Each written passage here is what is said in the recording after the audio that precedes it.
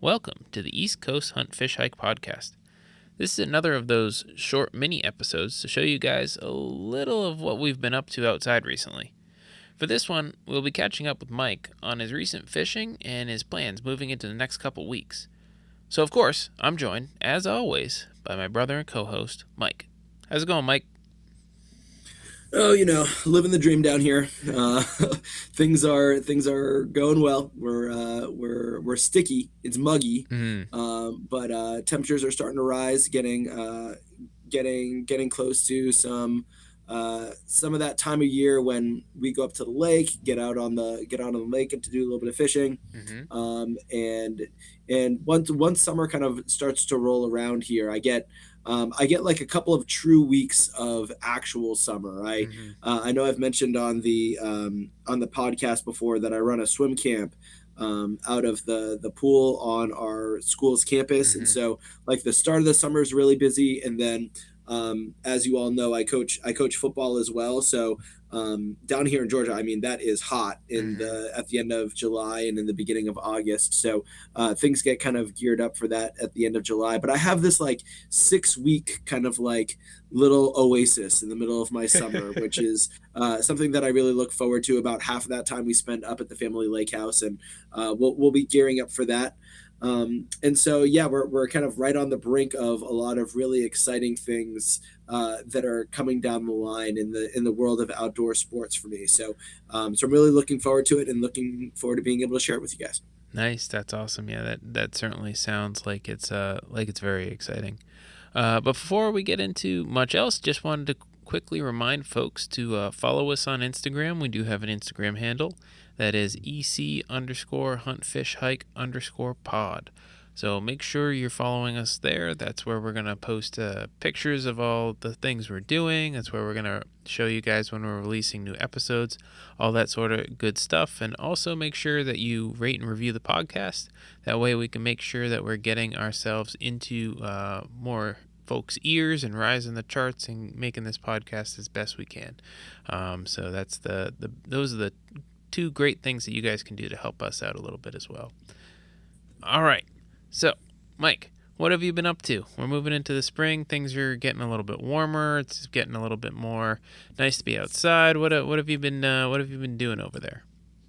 And I feel like I'm kind of like late to the game on this in some ways because living down here in Georgia, like there's a lot of time in the year that's available to go golfing. I feel like there's people that are living up north that are very jealous of the climate and of the long golf season that's down here. But I've never been much of a golfer. Mm-hmm.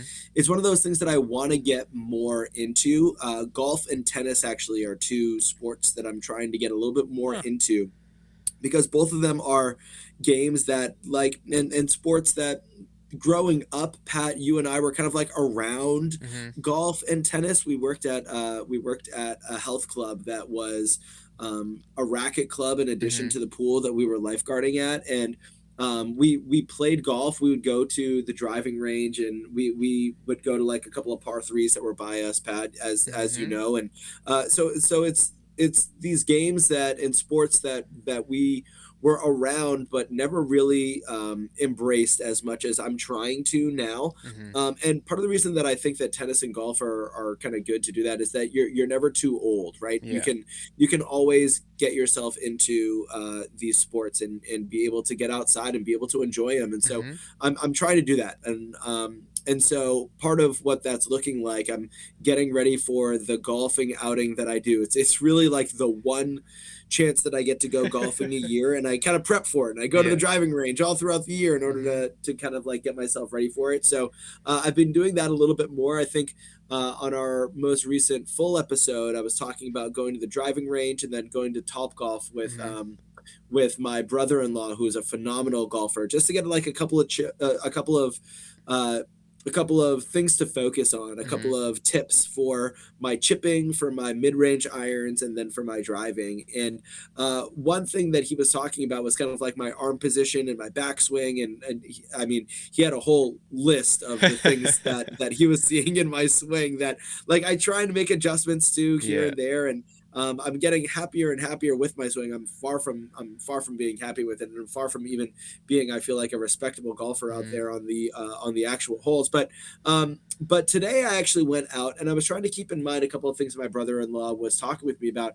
And one of the things that I did was I changed kind of like the way that I'm holding the club. I was Mhm. changing my grip around, Yeah. and it made an enormous difference for me, especially in my chipping and in my kind of like mid-range iron shots. Nice. It made a huge difference just in kind of like not necessarily opening up the club, but just Mhm. opening up my backhand just like a little bit more. Yeah. And that it just made it like I rotated my hand around maybe like a quarter of a turn or like a quarter to a third of a turn, Mhm. and it made a humongous difference. And Yeah. in one sense, I was really encouraged by that because it's like this one small thing that I can do Mhm. that ends up like improving my swing.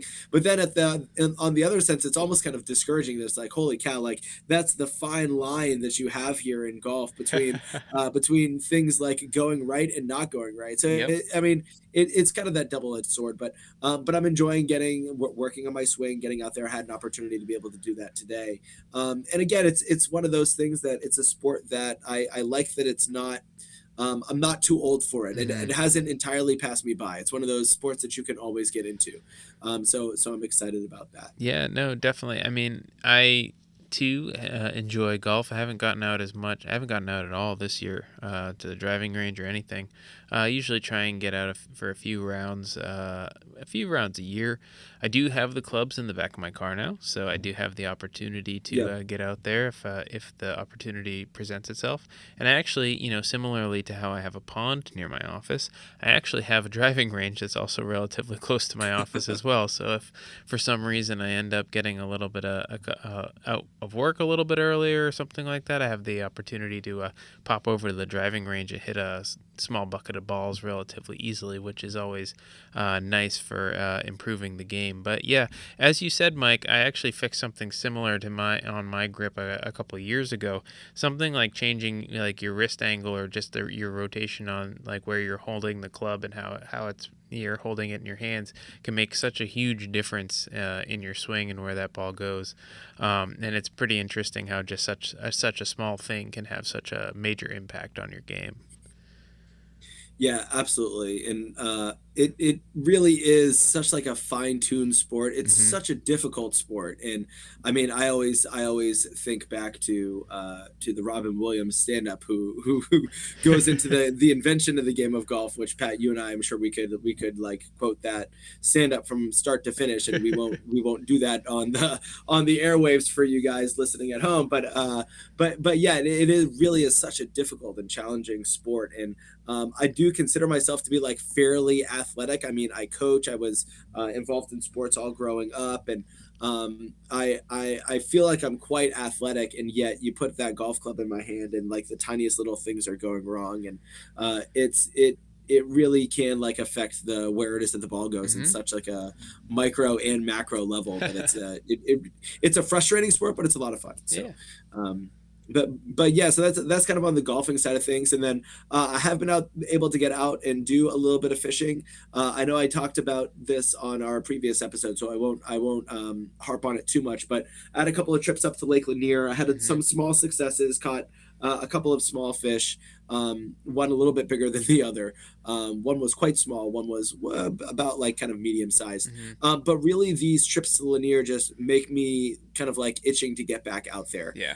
It's makes me excited to be able to get out there on the water, and I haven't been discouraged enough to not want to get out there on the water. So there's some success in that as well that I'm eager to get myself back out there. I did have one, I'll put it in air quotes, trip onto the Chattahoochee, or All rather right. from the banks of the Chattahoochee, fishing this past spring, and I haven't had success catching a fish on the Chattahoochee yet. But I have a couple of new spots that I'm looking forward to. Hmm. There might be one in these next couple of weeks before the summer really hits.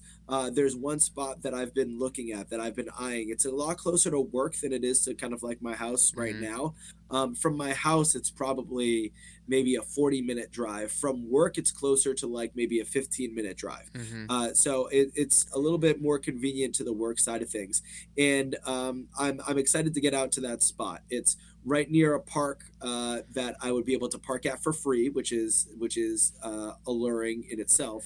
But it's got some kind of pockets. It's got some deeper spots, and it's a wide berth in the Chattahoochee, which means that I think that I'll be able to use some of my typical lake fishing tactics Mm, and be able to find a little bit of success. I'm feeling like it's going to be like a hybrid in between river and lake fishing yeah. in such a way that I might be able to be successful. So Nice. I'm looking forward to that. And of course, if I'm able to do that, I'll come back onto these airwaves to tell you guys at home about the successes that I've been able to have. But as we're making our way into the end of spring here, I think that Memorial Day weekend for me kind of marks the end of spring and Mm-hmm. thus spring fishing and the start of summer fishing.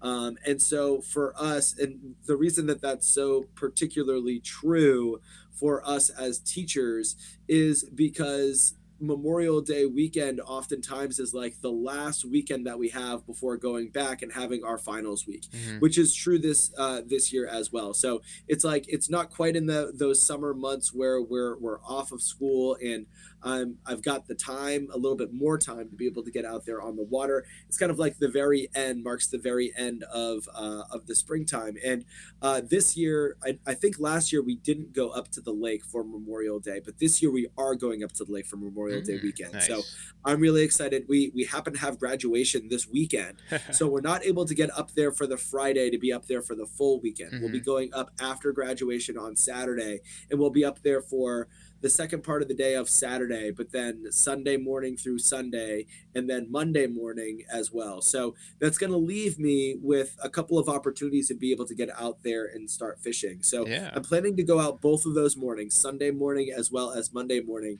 and then potentially either well, it would be potentially either Saturday evening or Sunday evening going out with my father-in-law as well, potentially with my oldest, Mm-hmm. with my daughter to be able to go out there. She's been talking nonstop about getting fishing with Dada and with Pops. So we're hoping to kind of parlay that together here with a little bit Nice. more fishing this upcoming weekend. But one of the mornings I'm hoping to get out there with my daughter in the canoe. I realize that that's going to be less ideal in terms of getting the line in the water, but I love getting out there with her. So Mm-hmm. that's going to be a priority, and then getting out there by myself on the other morning. Um, I'm planning on doing the first one with my daughter because that way, if I'm able to see some success, I'm thinking maybe she might want to get out there that second morning as well. Yeah. And if I don't see success, then it'll be kind of I'll be a little bit more eager to try and get out there by myself that Yeah. second morning. So try and get out there once with my daughter and then once by myself in one of the smaller, more maneuverable sit on top kayaks that we got last Mm-hmm. year, and see if I can have some success in a couple of spots that I know that really, Pat, is what I'm looking forward to the most about this upcoming weekend. Mm-hmm. When I've been going up to Lake Lanier, the depth has been so inconsistent, and Yeah. the topography has been very inconsistent and not what it is that I'm used to in a couple of spots that I'm used to fishing. And there's been debris and there's been reeds, and I haven't been able to kind of rely on my normal tactics. So I'm looking forward to being able to go to a lake where I know the consistent depths. I know my consistent spots.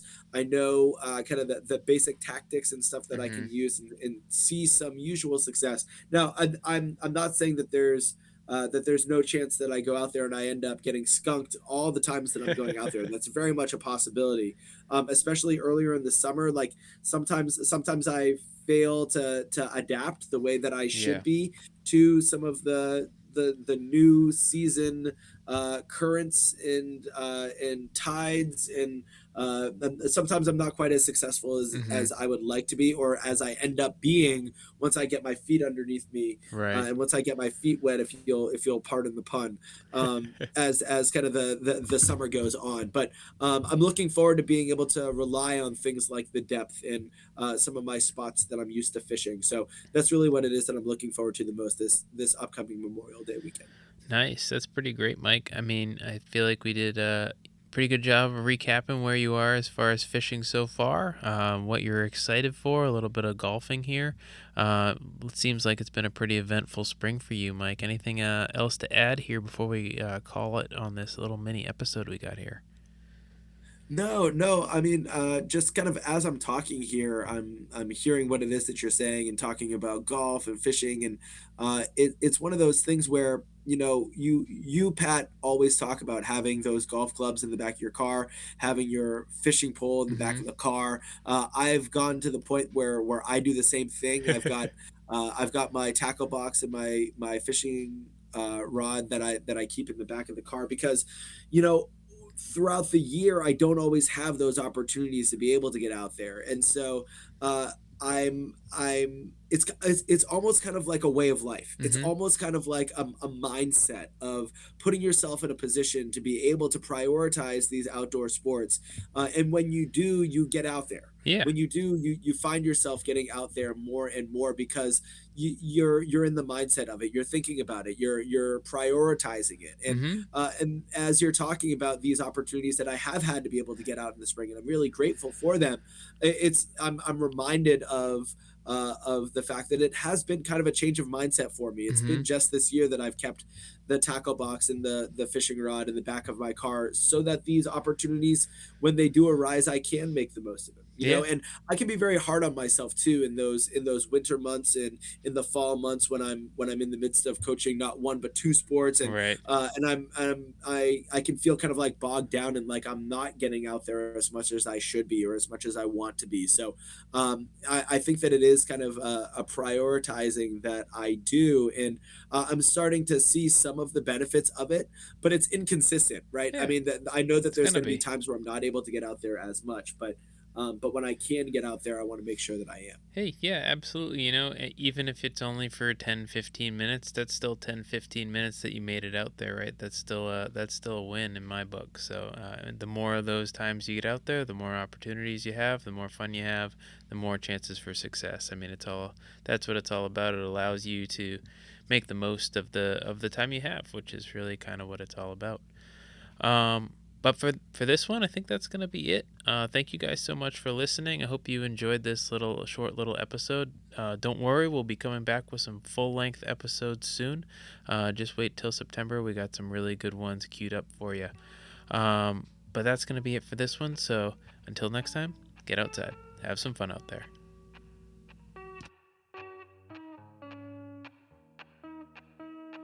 Thanks for listening to the East Coast Hunt Fish Hike podcast. If you have questions, comments, or have an idea for an episode, feel free to follow us and reach out over social media. Don't forget to rate, review, or tell your friends about the podcast. And until you hear from us again, get outside. Have some fun out there.